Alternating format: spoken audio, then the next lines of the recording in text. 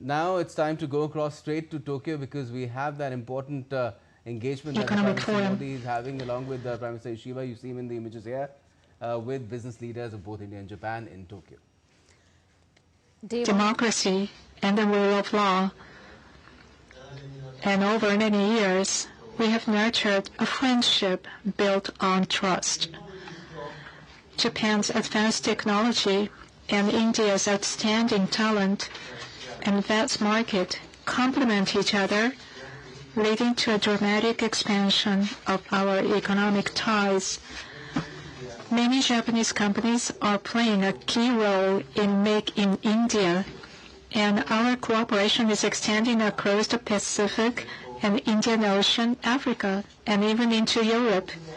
Today, the signing of numerous cooperation documents between our companies demonstrates Japan's firm commitment to further investment in India and strengthening collaboration, and it is clear evidence that we are steadily building a robust supply chain centered on our two nations.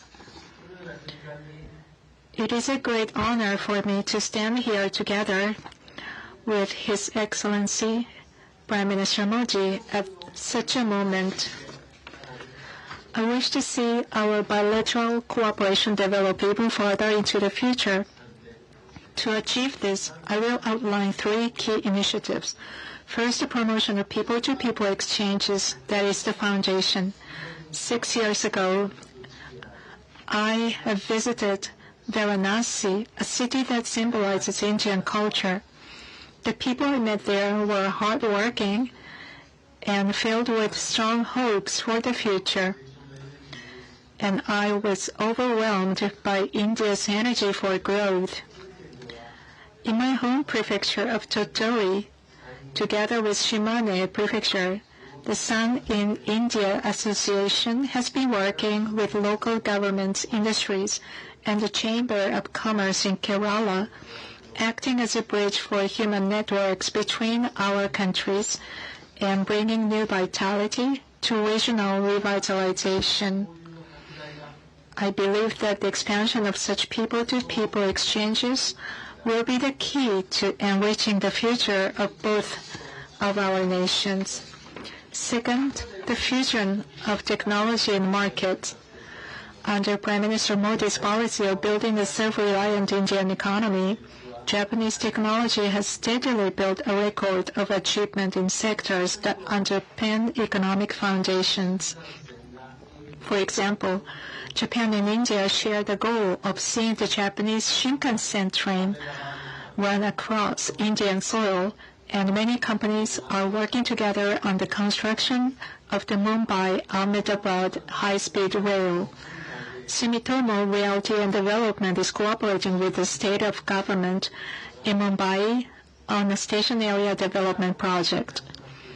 In the automobile sector, a field in which Japan excels, Maruti Suzuki, which entered India 40 years ago, now commands an overwhelming market share. Suzuki and Toyota are both undertaking major new investments in India. New initiatives are underway. One of them is the development of vehicles compatible with biofuels, crucial for decarbonization.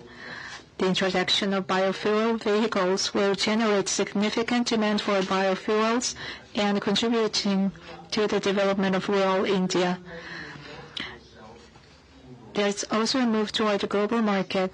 Suzuki and Isuzu Motors has been developing products in India, and they are delivering 300,000 vehicles.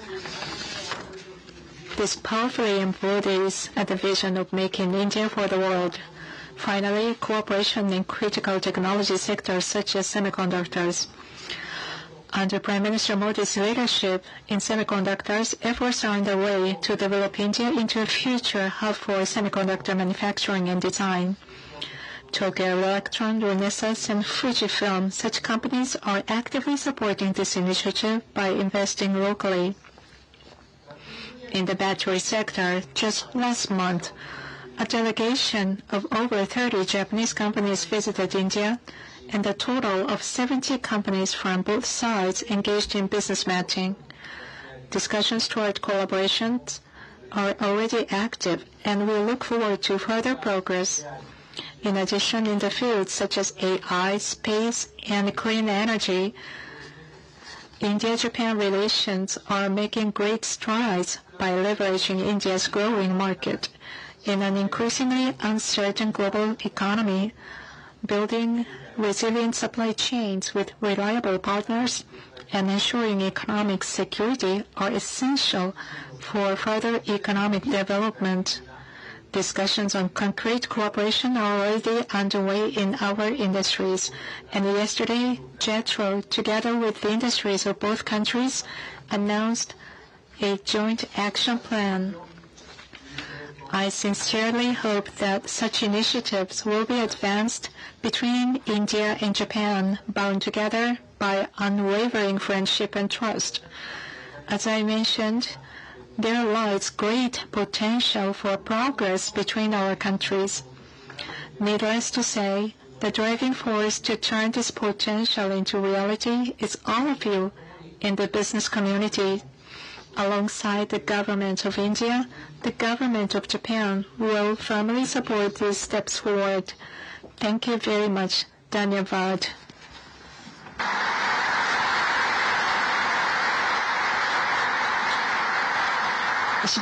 Thank you very much, Prime Minister Ishiba.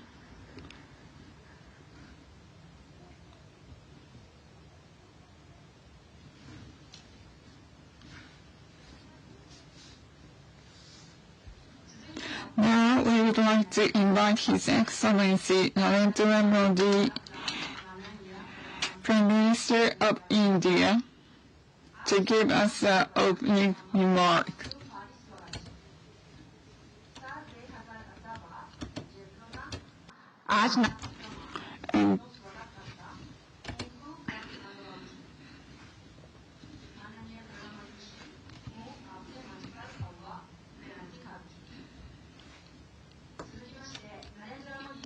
Next, we would like to invite His Excellency Prime Minister Modi, please. The floor is yours.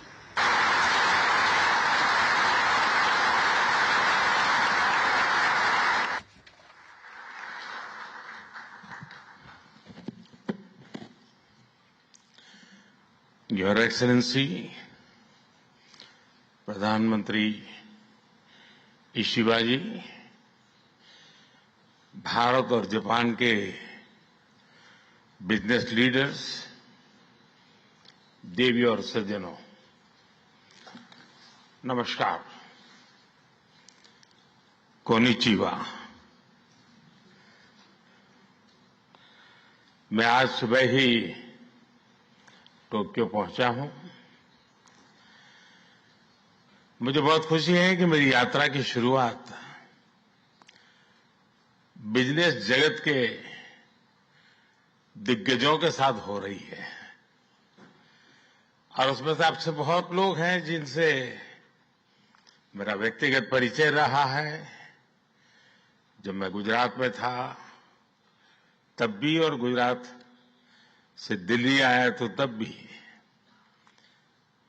आप में से कई लोगों से बहुत ही निकट परिचय मेरा रहा है, और मुझे खुशी है कि आज सबसे मुझे मिलने का अवसर मिला है।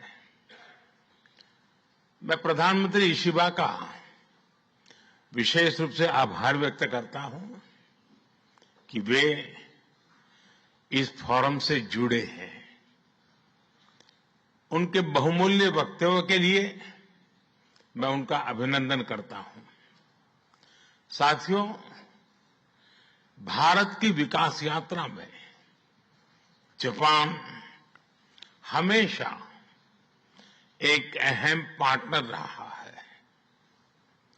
मेट्रो से लेकर मैन्युफैक्चरिंग तक, सेमीकंडक्टर से लेकर स्टार्टअप्स तक, हर क्षेत्र में हमारी साझेदारी आपसी विश्वास का प्रतीक बनी है। जापानी कंपनियों ने भारत में $40 बिलियन से ज्यादा का निवेश किया है। मात्र पिछले 2 वर्षों में $13 बिलियन का प्राइवेट इन्वेस्टमेंट हुआ है। JBIC कहता है कि भारत सबसे प्रॉमिसिंग डेस्टिनेशन है। जेट्रो बताता है कि 80% कंपनियां भारत में एक्सपांड करना चाहती है और 75% ऑलरेडी मुनाफे में है। यानी in India capital does not just grow, it multiplies. साथियों, पिछले 11 वर्षों में भारत के अभूतपूर्व ट्रांसफॉर्मेशन से आप सब भली भांति परिचित है। आज भारत में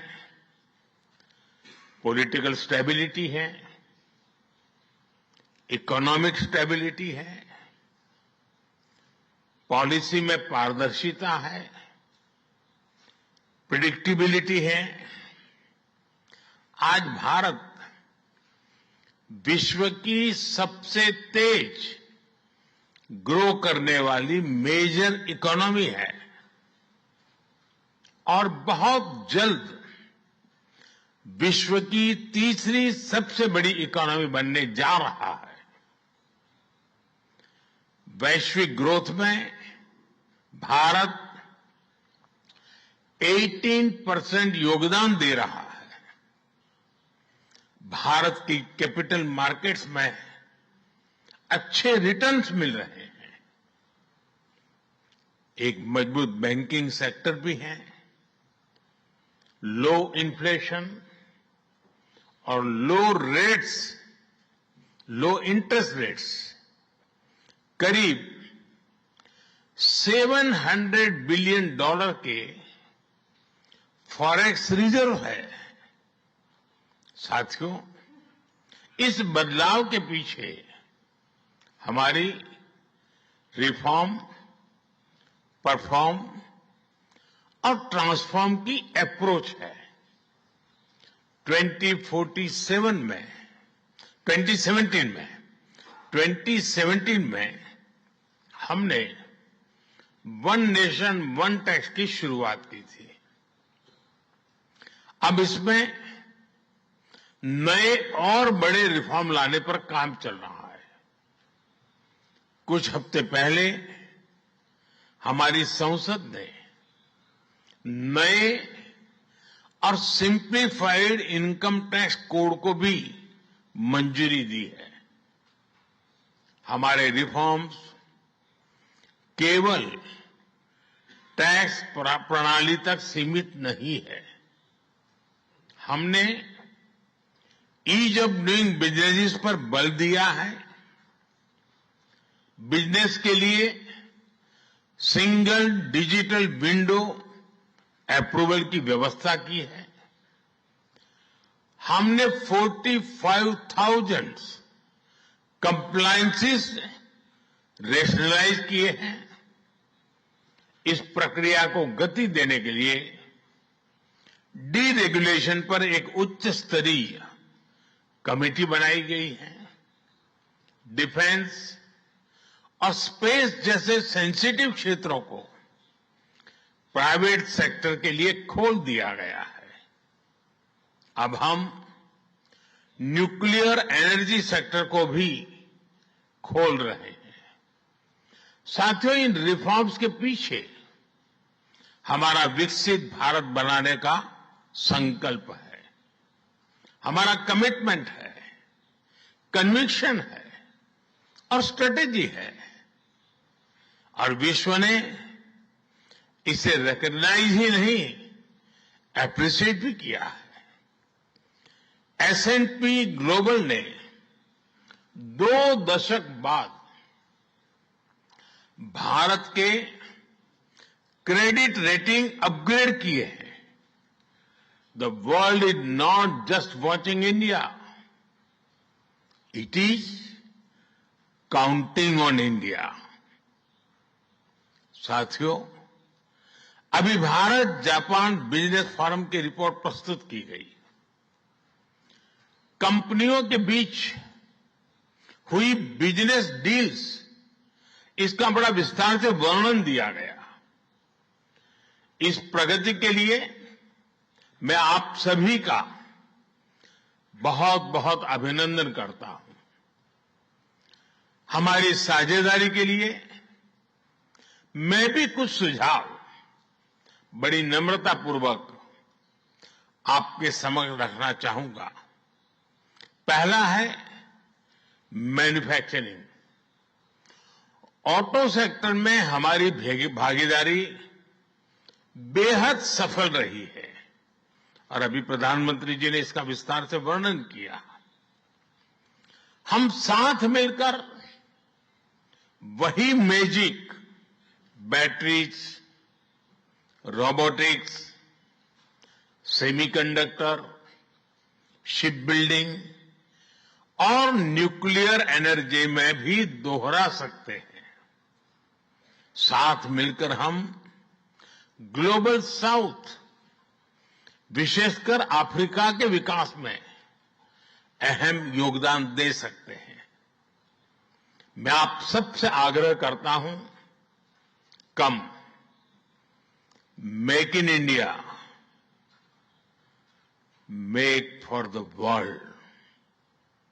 सुजुकी और डाइकिन की success stories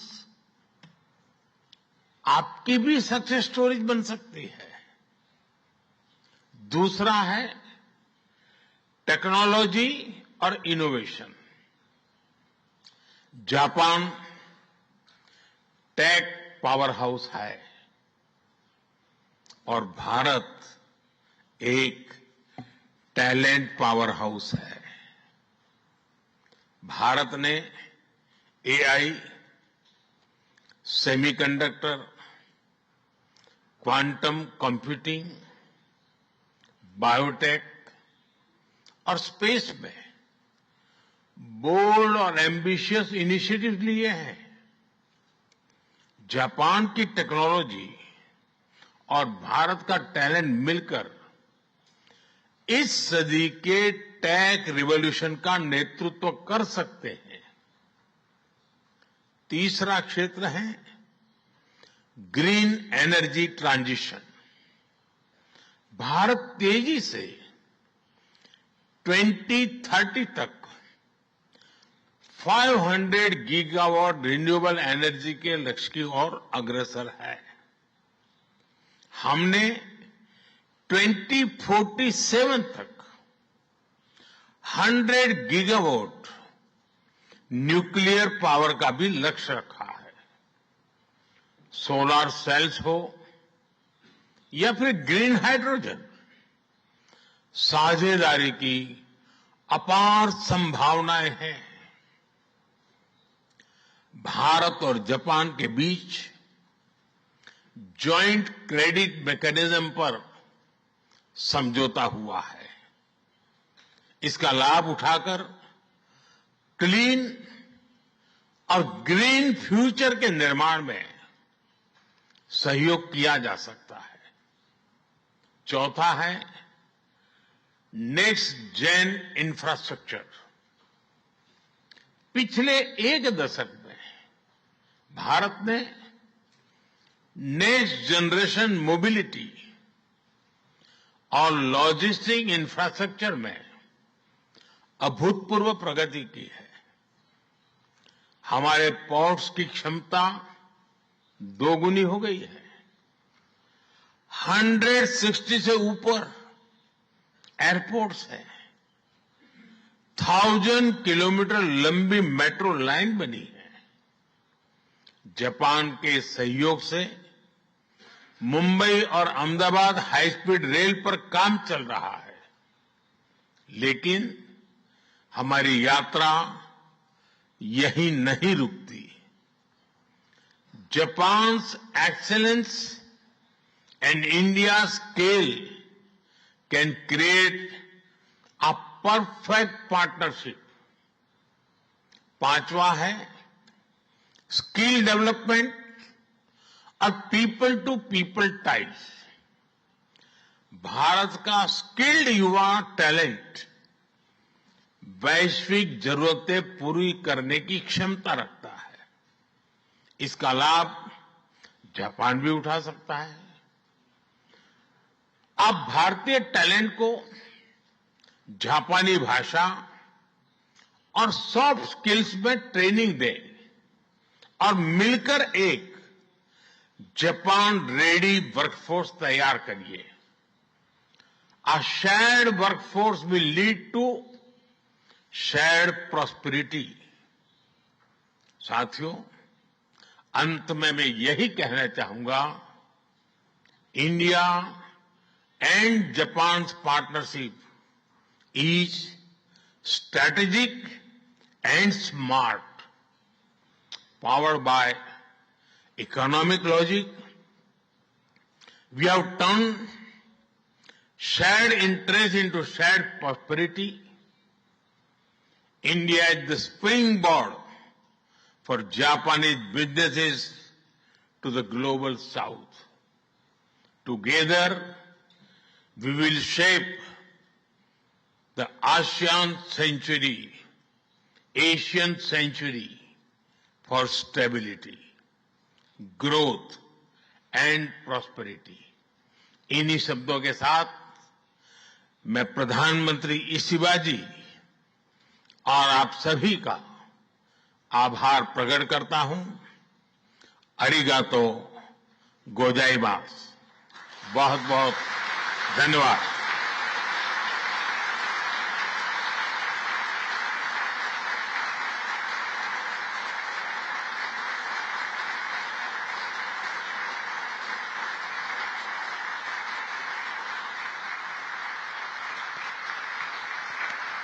モディ首相、ありがとうございました。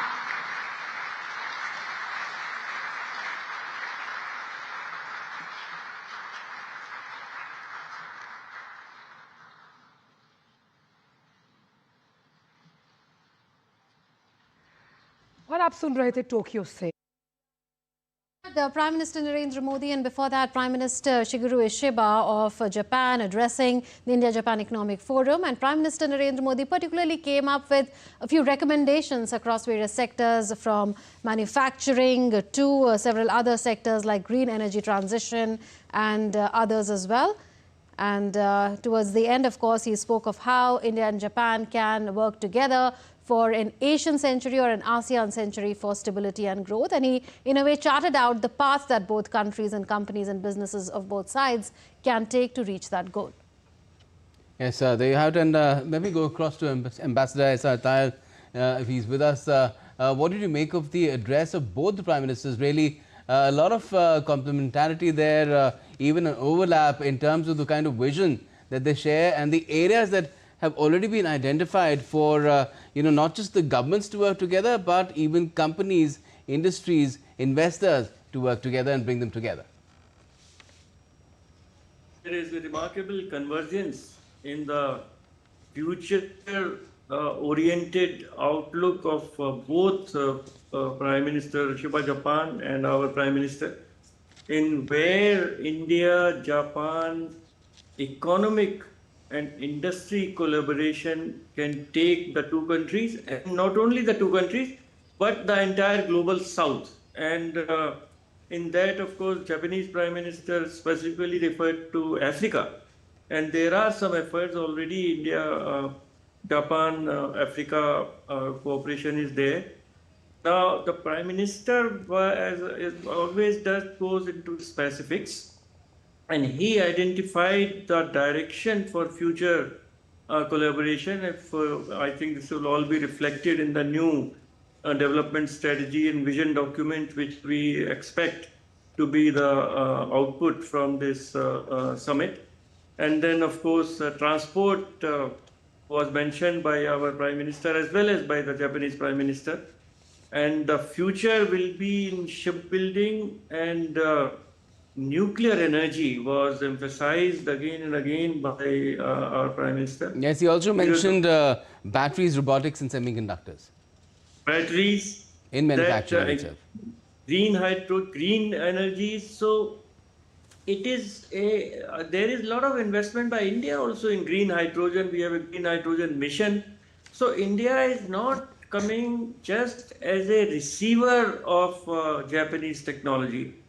India is positioning itself as a technology power and talent. Prime Minister said technology powerhouse in Japan and talent powerhouse in India. So there is a lot of compatibility, and the future-oriented outlook, whether it is in transport, energy, and then AI, semiconductors, quantum computing, space. So the vision is very clear, and the message to the Japanese business, Indian business, that the road will be smooth. Prime Minister mentioned that on ease of doing business, India has already made great strides, and there is a commission for reforms and deregulation. So our government, our Prime Minister, Niti Aayog, they are very focused. They have understood that there is something which needs to be done, and he promised the Japanese investors that more work will be done there. Next generation infrastructure, skill development, there also there is a lot of effort which needs to be done. Japanese language, I recall when Prime Minister Abe had come few years back, there was a proposal that about 30,000 Indian foremen will be trained in Japan, because in manufacturing, if India has to improve, the quality issues come up, and the shop floor, not engineers, but the foremen, the supervisors, they need to be trained in Japanese ways of doing actual manufacturing, and how do they ensure both timely manufacture, delivery, as well as quality. So very specifics, and I believe that a lot of work is going on in that direction. So we need to learn more from Japan in skill development as well as the technology. But India is a huge market, and as Prime Minister said, that India can be a springboard for Japanese manufacturers, Japanese businesses, Japanese industry to satisfy the growing Indian market, as well as be a springboard for the entire global South. So he laid out a very convincing roadmap for the future of India-Japan economic and cooperation, particularly in manufacturing and co-development of technology, as well as transfer of technology to India, to make India Viksit Bharat in 2047. Right. Coming to you now, Professor Roy, on how do you look at the way Prime Minister mentioned at least twice in his speech the voice of the Global South, and he spoke of how manufacturing would help the African continent as well, and how, like Ambassador was saying, the focus is on India and Japan becoming a springboard, or India becoming a springboard to Japanese businesses and also to the global South, because this, many would believe, is a bilateral economic forum between India and Japan.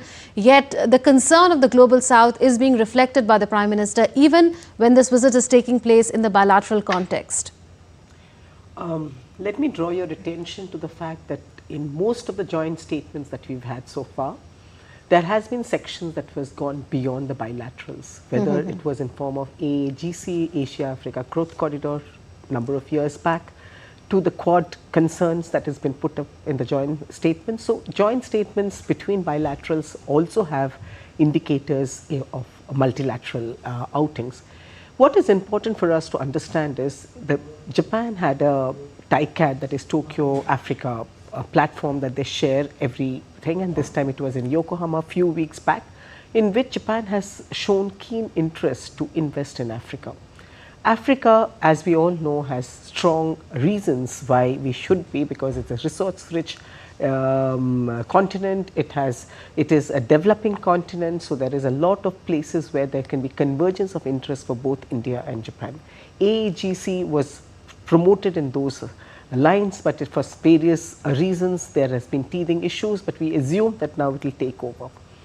As I felt when I saw both the Prime Minister's speech, it shows that there is a lot of convergence of interest between both these countries.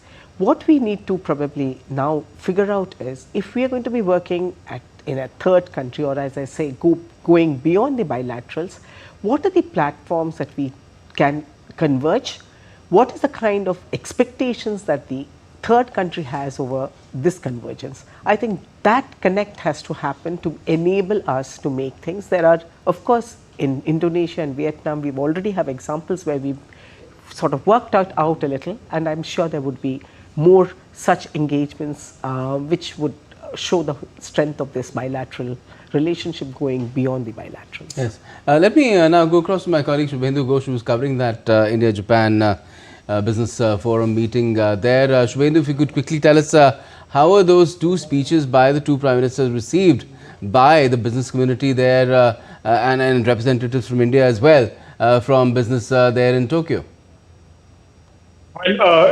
The kind of engagement that we've been having with the business community in Tokyo, both Indian and Japanese companies, it appears, Gautam, that most of the key concerns appear to have been addressed by the two Prime Ministers, particularly in putting forth the vision of partnership, taking forward the partnership really between the two countries. One particular point that Prime Minister Modi mentioned about making a Japan-ready workforce that has been received with particular interest. It's also a message that Prime Minister may be delivering in Tokyo, but a lot of youngsters, talented young people back in India must be listening to that point very keenly, where the Prime Minister particularly talking about Japan ready, a country-specific workforce to be ready, reference to the language and the skill set as well.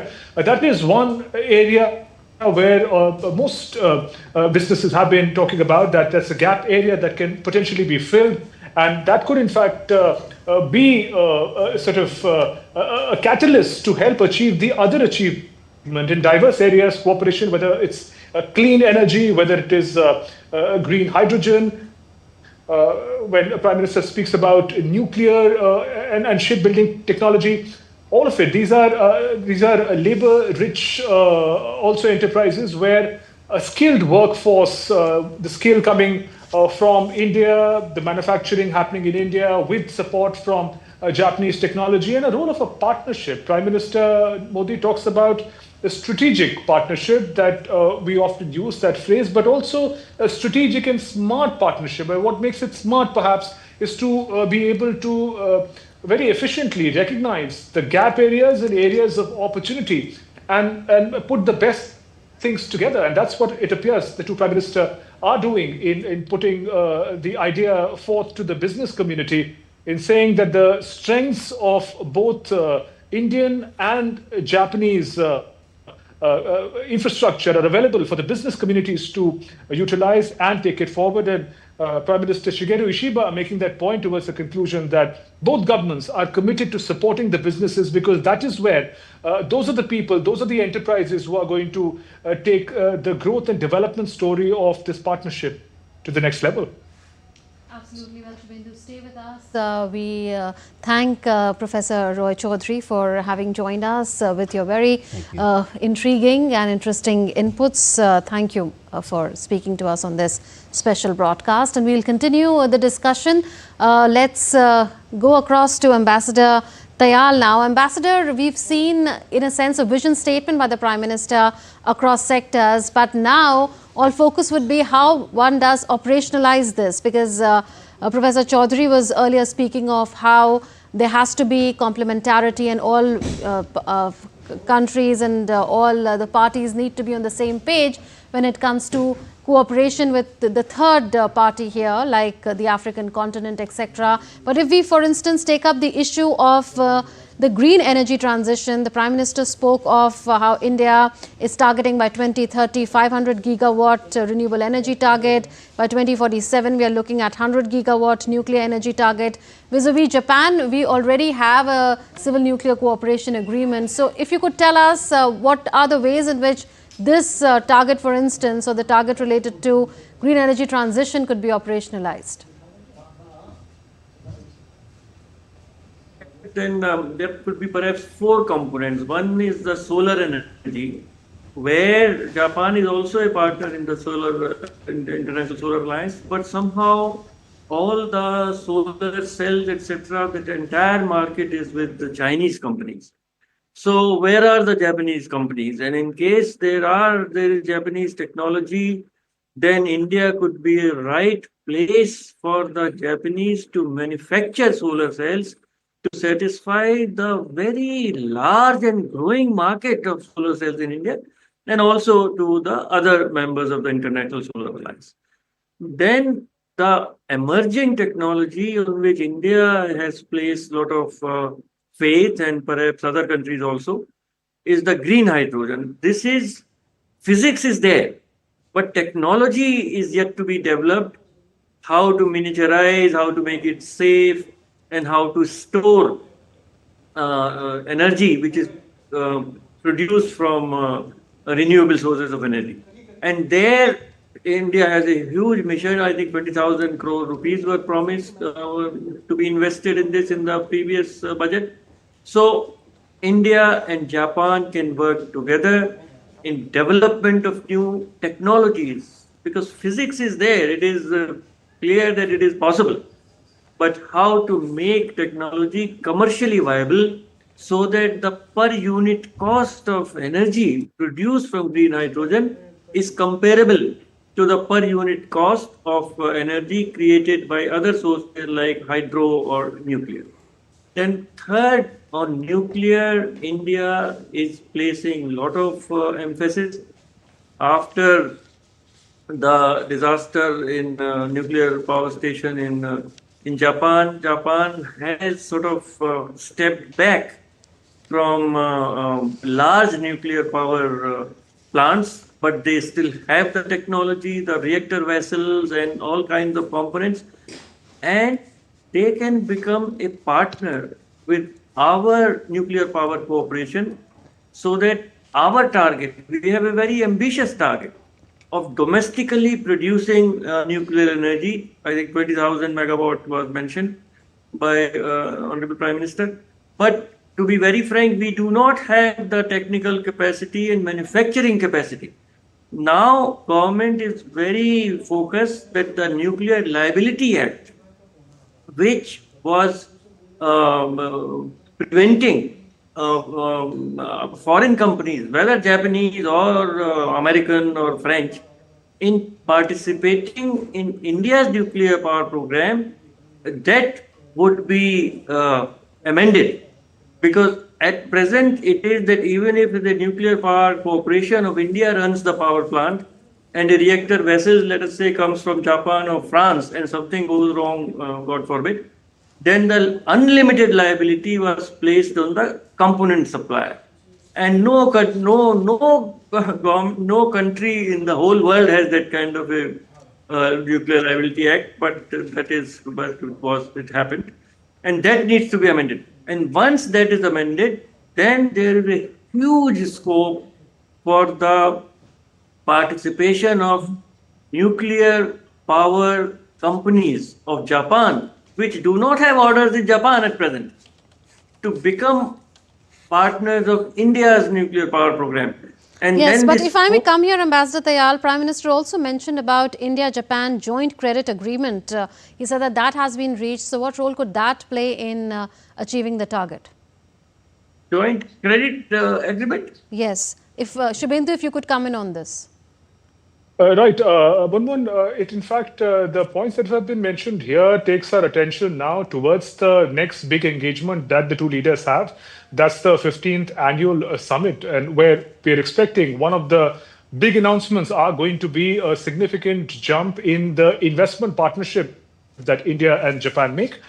the very ambitious roadmap that both prime ministers have presented. Prime Minister Modi, in particular, when he talks about the kind of value that India brings in terms of its scale, and market, it does require significant investments as well. So the confidence of the Japanese manufacturers industry that has been in fact achieved over the decades, the case study of Suzuki and Toyota also mentioned. So all of this would require capital and money and confidence and partnership in that domain. And that is where I think the next development of the annual summit that takes place later this evening, and what comes out of it, if it does in fact address that concern of the investment deficit that developing countries have to tackle with, especially in the times of the tariff diplomacy that countries like India and Japan are facing. If that big announcement comes, then it does put, and if we connect the dots, so to say, it does appear that these are not just ambitions, but the roadmap could in fact be realized with real money also coming in. Mm-hmm. Let's also recount some of the experts' significant parts of Prime Minister Modi's speech there at the joint forum. Now, the PM said India and Japan's partnership is strategic and smart and powered by economic logic. We have turned shared interests into shared prosperity. And Japan's partnership is strategic and smart, powered by economic logic. We have turned shared interest into shared prosperity. India is the springboard for Japanese businesses to the global south. Together, we will shape the Asian century for stability. Also said that the technology of Japan and the talent of India can together lead the technological revolution of this century. Japan tech power house है और भारत एक talent power house है। भारत ने AI, semiconductor, quantum computing, biotech और space में bold और ambitious initiative लिए हैं। जापान की टेक्नोलॉजी और भारत का टैलेंट मिलकर इस सदी के टेक रिवॉल्यूशन का नेतृत्व कर सकते हैं। The Prime Minister also mentioned the kind of space that Japanese auto giants like Suzuki and Toyota have in the Indian market now in manufacturing as well. And he said that together, again referring to manufacturing, he said we can replicate the magic that was created in the auto sector. And he mentioned batteries, well, robotics, semiconductors, shipbuilding, even nuclear energy. Take a look. Bharat तेजी से 2030 तक 500 gigawatt renewable energy के लक्ष्य की ओर अग्रसर है। हमने 2047 तक 100 गीगावाट न्यूक्लियर पावर का भी लक्ष्य रखा है। सोलर सेल्स हो या फिर ग्रीन हाइड्रोजन, साझेदारी की अपार संभावनाएं हैं। भारत और जापान के बीच जॉइंट क्रेडिट मैकेनिज्म पर समझौता हुआ है। इसका लाभ उठाकर क्लीन और ग्रीन फ्यूचर के निर्माण में सहयोग किया जा सकता है। And Subhimal Bhattacharjee, a columnist on foreign affairs, is now joining us in the studio. Welcome, he wears many hats, Subhimal. Cybersecurity as well. Yes, absolutely.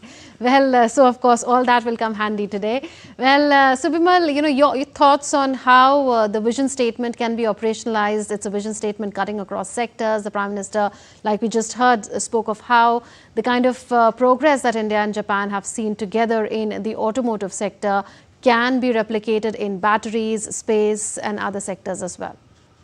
Thank you, Munmun. I think the Prime Minister himself has laid the ground for, how we take the relationship forward. He just mentioned about technology from Japan and talent from India.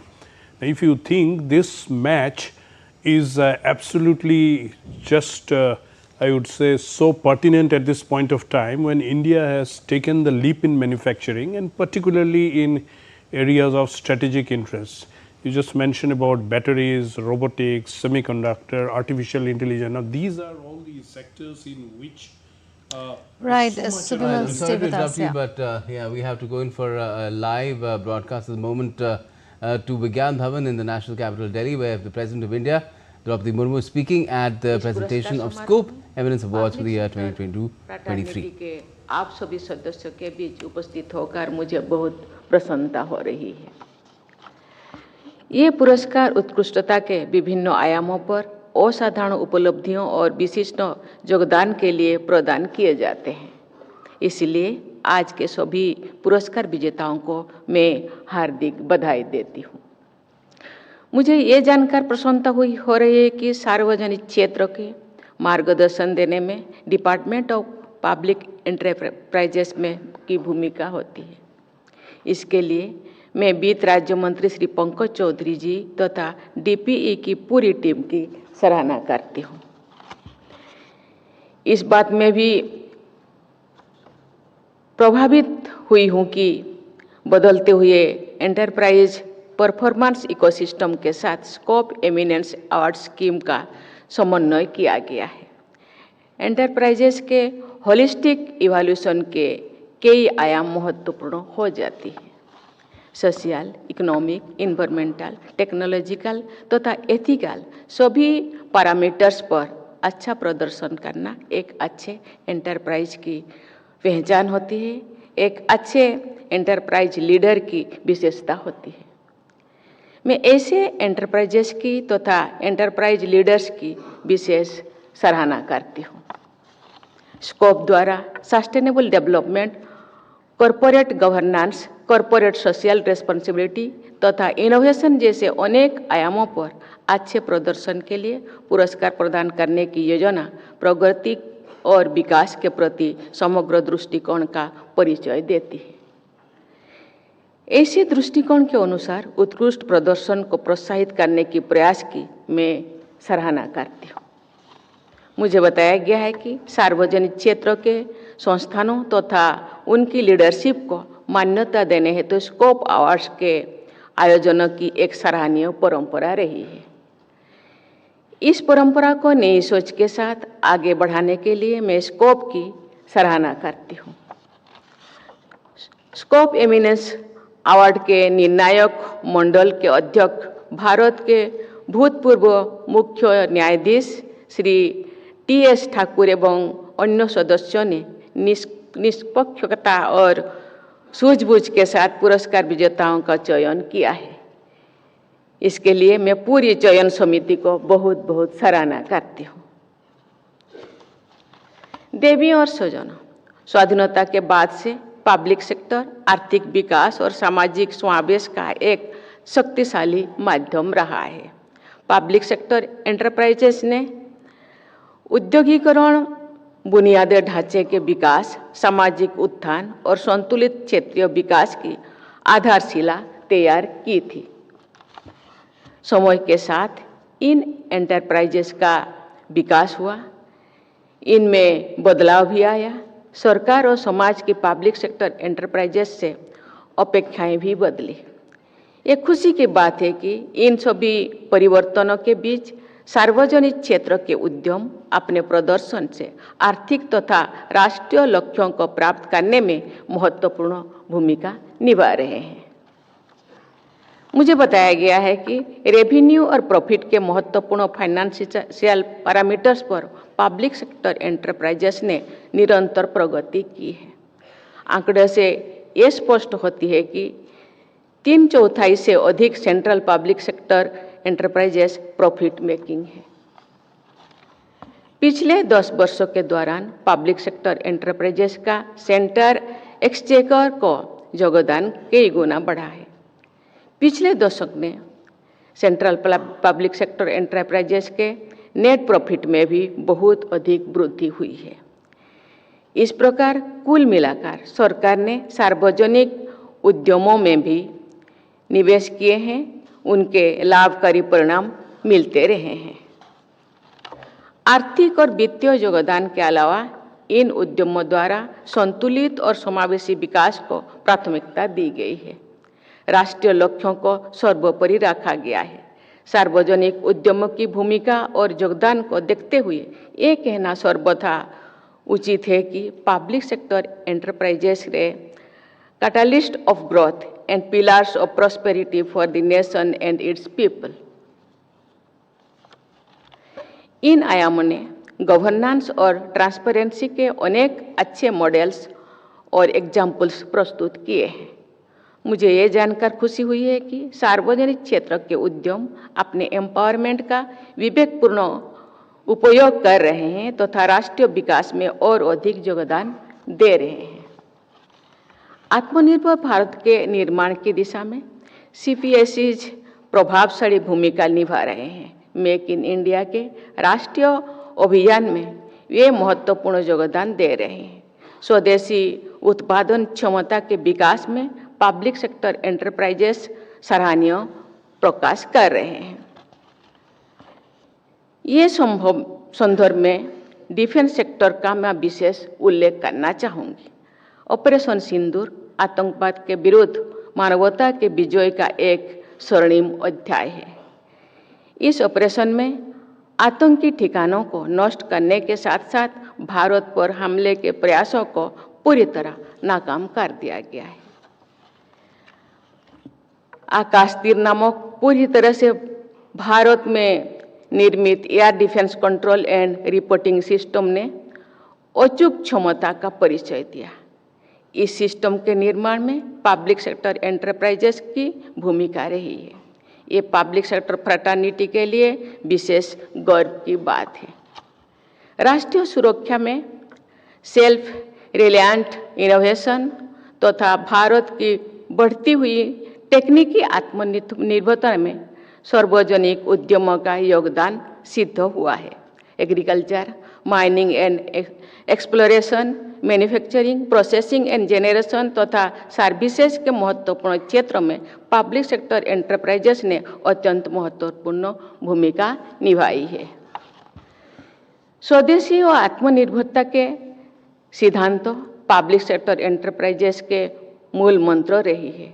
देश के सम्मुख आने वाले चुनौतियों का सामना करने में सार्वजनिक क्षेत्रों के उद्यमों ने सदैव अग्रणी योगदान दिया है। ये कहा जा सकता है कि कॉम्पिटिटिव होने के साथ साथ सार्वजनिक उद्यमों राष्ट्र सर्वोपरि की भावना के साथ आगे बढ़ते रहे हैं और वे इसी तरह आगे बढ़ते रहेंगे। देवियों और स्वजनों, वुमेनली डेवलपमेंट के बढ़ावा देना हमारी राष्ट्रीय प्राथमिकताओं में से एक है। आउटस्टैंडिंग वुमेन लीडरशिप अवार्ड के द्वारा वुमेन प्रोफेशनल्स को प्रोत्साहित करने के प्रयास के लिए स्कोप की जितनी भी सराहना की जाए वो कम है। किसी भी क्षेत्र में अपनी पहचान बनाने के लिए महिलाओं को अनेक चुनौतियों का सामना करना पड़ता है। इसलिए आज पुरस्कार प्राप्त करने वाले वुमेन लीडर्स को मैं विशेष प्रशंसा करती हूँ। लेकिन वुमेन लीडर्स की अन्य वुमेन लीडर्स से तुलना करने की सोच से आगे बढ़ने की जरूरत है। देश के सभी संस्थानों और व्यक्तियों को इस सोच के साथ आगे बढ़ना होगा कि एक्सेलेंस इन जेंडर न्यूट्रल वुमेन लीडर्स के compete for excellence without any special weightage or category। Individual leadership excellence award category में आज वुमेन प्रोफेशनल्स के कमेंडेशन फ्लैग प्रदान किया गया है। मैं आशा करती हूं कि भविष्य में उन्हें अवार्ड प्रदान करके उनकी योग्यता का समुचित सम्मान किया जाएगा। आज महिलाएं अवसर दिए जाने की प्रतीक्षा नहीं कर रही हैं, वे स्वयं अपने लिए अवसर पैदा कर रही है। महिलाएं नेतृत्व प्रदान कर रही हैं। वर्ष 2047 तक विकसित भारत का निर्माण करने के राष्ट्रीय लक्ष्यों को प्राप्त करने में CPSEs की महत्वपूर्ण भूमिका रहेगी। CPSEs समुदाय के आप सभी सदस्यों में से अपेक्षा रखे जाता है कि आपकी सभी निर्णय राष्ट्र निर्माण के लिए समर्पित होंगे। आपके सभी कार्यों नैतिकता और पर आधारित होगी तथा आपकी सोच संवेदनशील और समाज सेवा से प्रेरित होंगे। मुझे विश्वास है कि भारत को आत्मनिर्भर आर्थिक महाशक्ति बनाने में पब्लिक सेक्टर फ्रेटर्निटी की निर्णायक भूमिका रहेगी। मैं सभी सेंट्रल पब्लिक सेक्टर एंटरप्राइजेस के स्वर्णिम भविष्य की मंगल कामना करती हूँ। धन्यवाद। जय हिंद, जय Bharat. So President of India Draupadi Murmu was speaking at the presentation of Scope Eminence Awards for the year 2022-23 in Vigyan Bhavan in New Delhi. And let's now continue our discussion on our special broadcast, India-Japan, a time-tested friendship, at a time when Prime Minister Narendra Modi is in Japan on his 8th visit to Japan for the 15th annual summit between him and his Japanese counterpart, Shigeru Ishiba. Subimal Bhattacharjee continues to be with us. Subimal, we were talking of how operationally the replication could work, the success in the auto sector to new sectors like batteries, shipbuilding, robotics, nuclear energy, to name a few. Yeah, absolutely. I think what is very clear right now is that, in the emerging geopolitics that is there, and particularly when India has made rapid strides in the strategic sector in terms of technology deployment, factoring in AI, getting into hardcore semiconductors and manufacturing of electronic components. I think there are a lot of success stories here to give the confidence that we have a skilled workforce and we are having that ecosystem to bring in more talent and thus skilled workforce. And that is where the Prime Minister's emphasis was also there when he was mentioning about Indian talents. Already in the Japanese ecosystem, about 25,000 Indians are either working or doing some research, some amount of activity is happening in this. So, how do we take this forward in a more optimal relationship? I think this is very, very crucial. Prime Minister mentioned about the $40 billion investments from the Japanese side so far till now. There are indications that for the next 10 years, about $60 billion would be invested from the Japanese side in India. Now, there are a lot of areas in which Japanese technology, which is absolutely proven and precision guided, whether it is the railways, whether it is in the field of silicon, I think all of those can be harnessed with our internal needs, our capacity to be able to be seen as a reliable partner in the global south, to which we went very well with our DPI initiative during the G20 presidentship. In this region where we both of us have a strategic interest, I think we will be able to build something better. And one thing I must tell here very clearly, that the Japanese people right up to the government, they are very, very friendly towards India always. There's a lot of interest in Japan about the cultural aspects also in India. I've done a film, I've seen the love and respect that people in remote corners of Japan have provided to us. So I think all of that taken together, and they have an aging population, they look at newer areas, and India happens to be one of the countries where they look at it. So from a strategic point of view, from a tactical point of view, this is the time to build up and grow, and this is where the Prime Minister is absolutely harnessing on the right spots. And the thrust remains on investment, where Prime Minister Modi mentioned that India is undertaking now next generation reforms, not just confined to taxes, not just GST 2.0, but other kinds of areas as well, where there is a single digital window clearance, there is approval that is being done for Japanese companies as well. There is rationalization of compliances. High-level committee has also been set up for deregulation. We've opened space and defense to the private sector. Nuclear energy sector has also been opened up. So all this must be music to the ears of the Japanese investors in industry. But are there areas that need to be further looked at to ensure that the ease of investment is further enhanced. Yeah, Gautam, I think you have hit the nail right.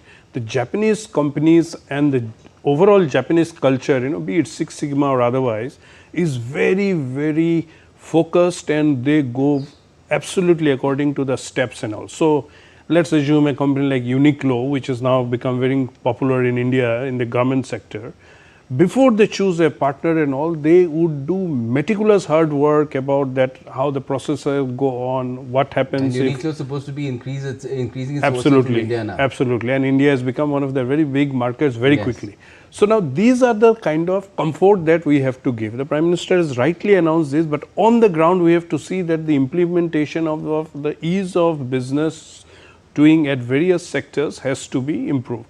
I'll give you some examples. The Japanese have come and invested in the infrastructure in northeast of India.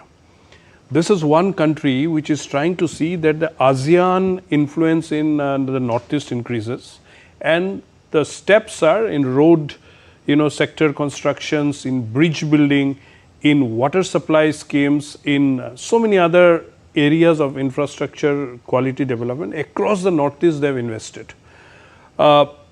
Northeast is new into the, you can say, the industrial game.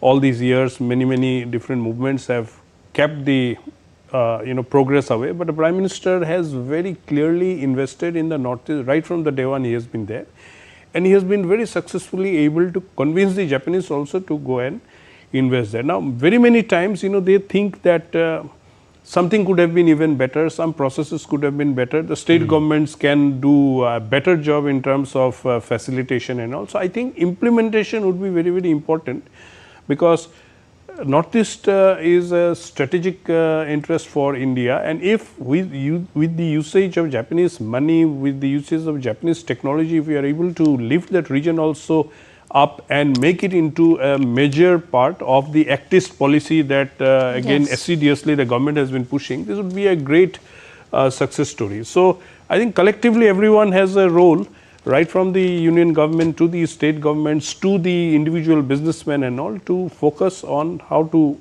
build up this partnership far much more clearer and better. Absolutely. We'll leave it at that. So, Vimal Bhattacharya, thank you so much for joining us with your views. Also, Shubhendu, it seems that the stage is now set with a futuristic vision already announced in the economic domain, in all the domains now going ahead as the 15th annual summit takes place. In a few hours from now, we'll keep coming back to you for more updates as developments take place. For now, that's it in this special broadcast, India-Japan, a time-tested friendship. I and Gautam take your leave.